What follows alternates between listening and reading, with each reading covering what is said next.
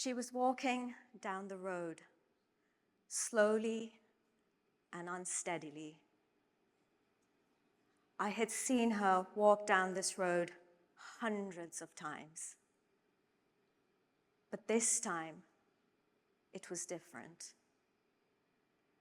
As I watched her from a distance, with tears pouring down my face, I knew that this would be the very last time I would see her alive.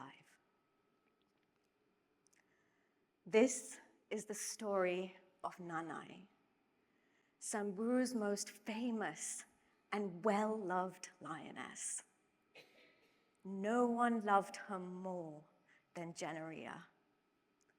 Today, he has asked me to share with you her story, because understandably, he finds it really painful.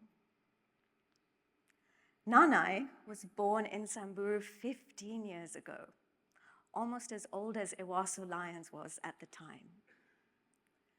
We had the great privilege of watching her become the most extraordinary hunter and the matriarch of all the lions in northern Kenya. Generia and I saw her when she was a tiny little cub, and she was always at the back of the pride. And he said to me, I really want to protect her. She needs my help. And so I'm going to call her Nanai, which means mine. Nanai got herself into trouble many times.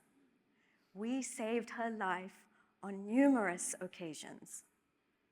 One time, she had injured her leg so severely that she was hobbling on 3 legs. We guarded her for a whole month to protect her and keep her safe. That day she put weight down on her 4th leg is a day we all celebrated loudly. She truly lived a hero's journey. Every single time we saw Nanai was a special moment, and this is one I will never forget. So happy to see all 4. Nana is my favorite lion, the little cubs. So happy. You can see how they're playful. Mother resting. Oh my God. You can see just how much he loved that lioness. Unfortunately, Nanai succumbed to cancer in May this year. We had done everything we could to keep her alive, including performing surgery with veterinarians under a tree in Samburu to remove the cancerous growth that had developed on her mouth that was preventing her from feeding and hunting and raising her cubs. She was able to raise her cubs for an additional 3 months, and in April this year, they moved off and were fending for themselves. The growth came back in May, and she lost her body condition so quickly. We knew it was time to let her go. And we knew we had done everything we could for this beautiful lioness. Generia asked me to stay with her whilst the vet was on his way. I thought I could, but I didn't have the strength or the courage. I wanted to remember Nanai in her prime. I drove off about 1 kilometer away and parked under her favorite tree as the vet arrived and humanely euthanized Nanai. We were all absolutely heartbroken, but no one more so than Generia. And with his permission, I will read you a text message that he sent me that morning.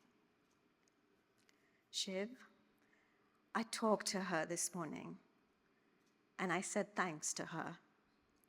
I'm so sad, but I had to tell her what a great mom she is and that I love you so much.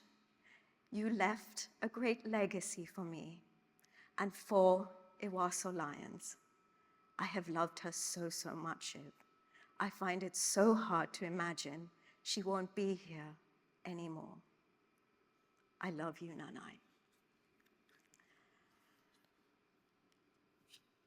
Nanai is one of 5 lions we have lost this year. That's 8% of our population of 60 in northern Kenya. There's only 2,500 lions left in our country. There's only 20,000 lions left in the whole African continent.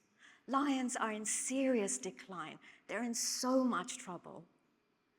And in East Africa, they share the land with pastoralists, where they face so many challenges.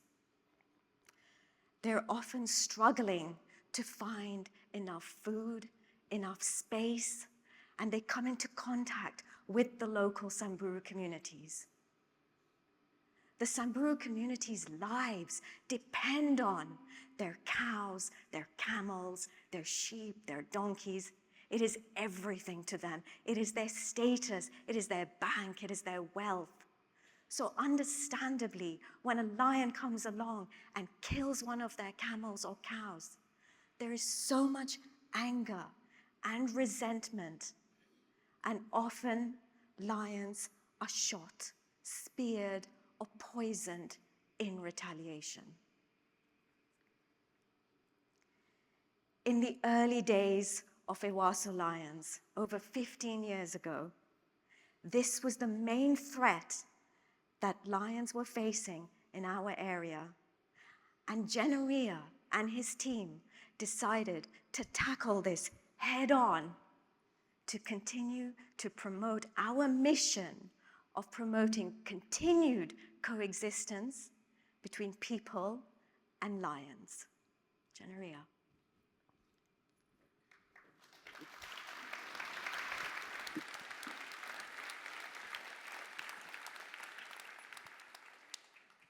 I was a young warrior growing up hating lions.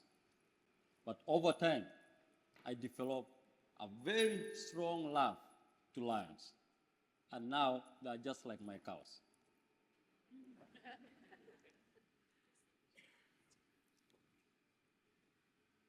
And that is what the Lion Kids Camp is all about. A young children coming to get excited for their first ever life with lions in a harmony without any problem causing to them. Many years ago, I met a young boy called Kian who came to Lion Kids Camp for the first time when we launched Lion Kids Camp. When he came, I could see, and we could see this kid being very interested and loving lions. Another year, we hold another Lion Kids Camp. As the children approaching and coming to the Lion Kids Camp, I saw a kid hiding from me and turned to be the same Kian, change his name to want to come back to Lion Kids Camp. And that moment is when we realized this is a kid that we need to bring him to join Ewaso Lions in lion conservation. And I'm very proud now to say Kian is the head of Lion Warrior Watch program, that the program I began in 2010.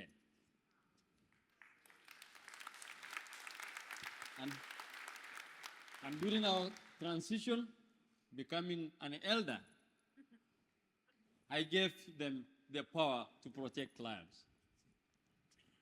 And Kian now, together with his team of warriors, are now tracking lions, protecting lions, and protect what is so important to my community, cows, goats, and donkeys. And now they are out there risking their lives, making sure that little boys like those ones, when they are hiding, they know where the lions are hiding and they can avoid. And therefore, by doing so, they have protected their livestock and protected the lions. A few months ago, before we came here, me and Chivani and Alkaisian went out to look for lions. And we bumped into this big pride of lions. And even as we get confused and get shocked, we couldn't identify who are all these lions. We were embarrassed. But Kaisian was laughing at us, knowing all these lions and identifying and saying, oh, that is Nana's cub, that is another lion. And we were like, what? And we were so embarrassed. But at the same time, seeing a warrior, seeing my community identifying such lions and knowing them makes me and makes us so proud that this is now the lion in their hands. And Kaisian will identify all those lions together with the rest of our team. Having said so, in our culture, there are people who believe that wildlife belongs to them, and that is the women's. Once upon a time, everyone lives together in the same village, but the goat was slaughtered. So every woman needs his kid to have a bite. And that is how the wildlife being released to become wild. So our Mama Simbas came to us and say, we want to join lion conservation because all wildlife belong to them. So, and therefore, this is one of their activity that they do whenever the area, the river dries up, because we have only water source river in northern Kenya, which is a Ewaso River, and because of climate change, that river dries up. And the women, for the first time, for our community to go down there and dig, not only for their livestock, but for wildlife. And therefore, I will give you an example. That moment that we went and found one of our male lions walking in that dry river bed, digging water for himself. And those women got so angry and said, this is not right, this is very hard for our wildlife, and they went and dig water for our wildlife. And that evening, we were so happy to see those 5 lions, a pride of 5 lions, coming and other wildlife to drink from that water hole that those women have dug.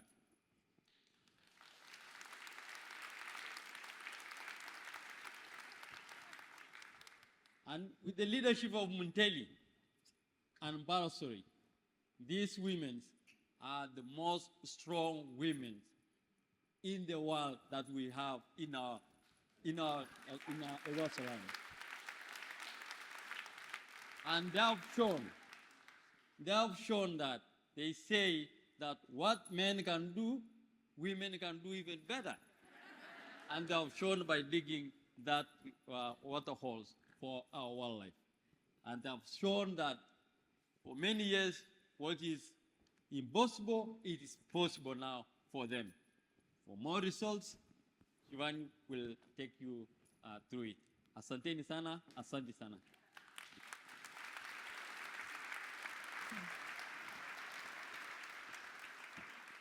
In 2022, we recorded our highest lion population in over a decade. We also have recorded a remarkable transformation. For so many years, we kept seeing solitary lions in Samburu. But since last year, there's been a change, and lions have come together to form prides, and we take great pride in that. The success we have had is because it is our communities who are leading conservation efforts. Community-led conservation is the only solution we have to this global biodiversity crisis that we are all facing. Having people care about their land, their wildlife, and their communities. It takes so much courage for communities to live alongside lions. And it takes so much courage for lions to continue to live alongside people. That is true coexistence. I see our team of 67, and I'm so inspired by their passion and dedication in their work. It is our duty as Kenyans to protect what is so important to our country. But we cannot do it alone. We ask for your support, and we ask you all to join us on this extraordinary journey. I am so excited to announce that we are building Northern Kenya's first ever environmental and cultural center. And I have no doubt that through this exciting new initiative, young Nalari here will become the next Menteli, and those behind her will become the next Kassians and Generia. This is what gives me so much hope for the future.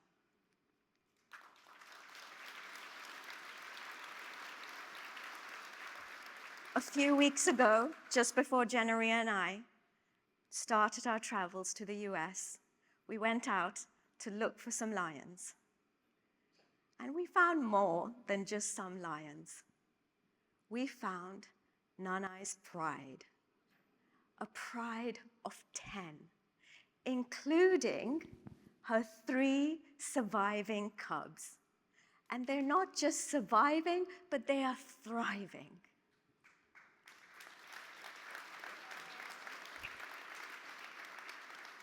Ntesekwa, Najung, Beneo, Nakokio, Neo, and Melio. and Nagut. And those are Nana's legacy. And those are our lives. Thank you so much. Thank you so much.